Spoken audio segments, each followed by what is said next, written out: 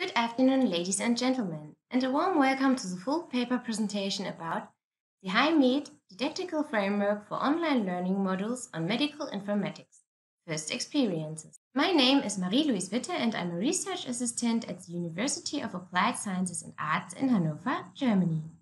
This submission was created in the context of the HiGHmed project by the Didactics Working Group of the HiGHmed Education subproject. On this occasion, I would also like to thank you for giving us the opportunity to present our research results at the eTIMT 2020. After a few introductory words about HiGHmed education, I will guide you chronologically through the structure given in our full paper submission. In the introduction, I am going to inform you about the aims of the HiGHmed education program, and in the third part, I will present the methods that we use to implement the didactic framework.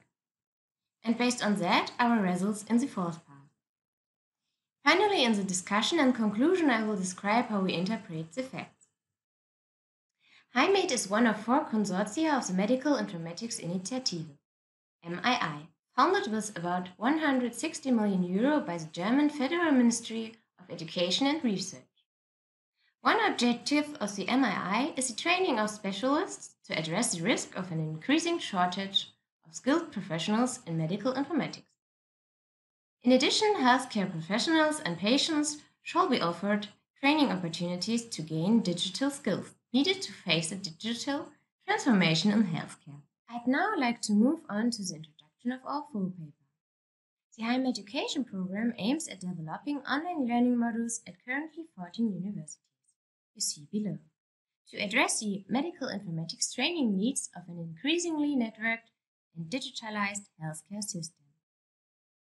To enable the combination of these modules in a HiGHmed education certification program and their use at different universities, a common and transparent digital framework to guide the development of the online learning modules is needed. But besides a suitable didactical framework, creating online courses requires technological support. In order to define online tools suitable for implementing the didactical framework and to ensure feasibility of the online modules, the availability of learning management systems, LMS, and e-learning support structures at the participating universities was evaluated in a survey, and an overview of available digital learning tools in current LMS was created. Starting point of the development of the didactical framework is the HiGHmed education module catalog. This catalog is a competence-based description of the set of modules offered by HiGHmed education. For the development of the didactical framework, a group of experts experienced in online-based teaching exchanged information with other e-learning experts, organized workshops, and took part in e-learning training courses. When the survey was started, 11 universities were members of the consortium. Each of them has at least one and a maximum of 3 e-learning related service facilities, which focus on the counseling and training of lectures for the production and utilization of e-learning content, and the operation of the LMS, which includes hosting and administration as well as first-level support. The main LMS utilized at the universities were Elias, Moodle, and Stuttgart.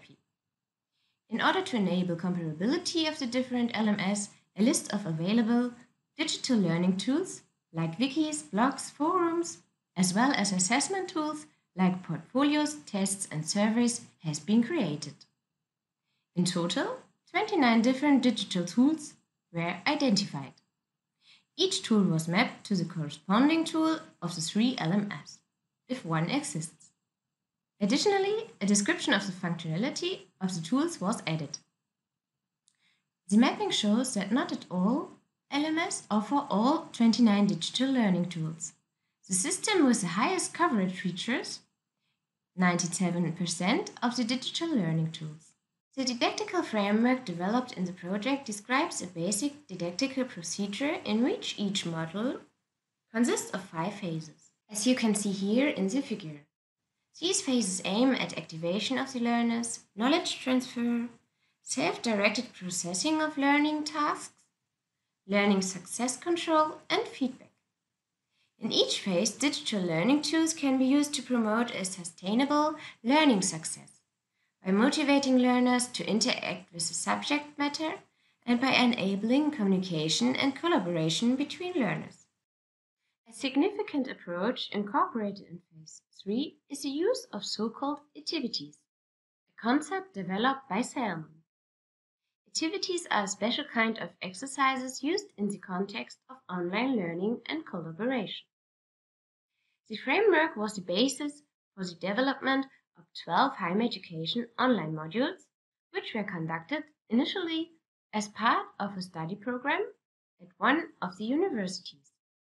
Beginning with the next term, the modules are open for interested learners in the healthcare domain of all universities of the HiGHmed-Konsortium. In conclusion, at all participating universities, LMS and support structures for the implementation of digital learning offerings are available. The surveyed universities named the LMS Moodle, Ilias and StudIP. These systems are among the most frequently used LMS in Germany. According to a survey of 204 universities in 2015. Our comparison of these LMS also shows that many different digital learning tools, in minimum 11, are available. Not all digital learning tools are available in each LMS, but it is often possible to add them through plugins.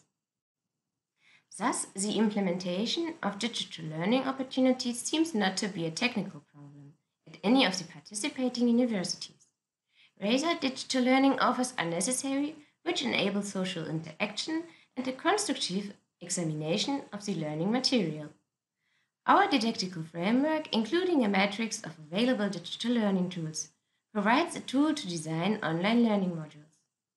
Through this framework, lecturers and students have a similar didactical approach to the modules, even if using different LMS.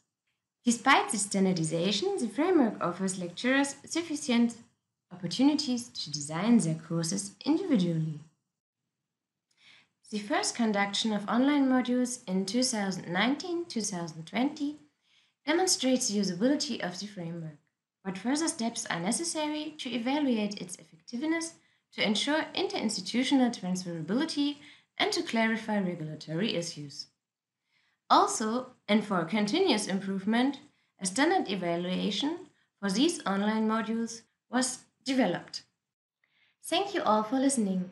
It was a pleasure being here today. I'm happy to answer your questions now. And here a selection of our references. Bye.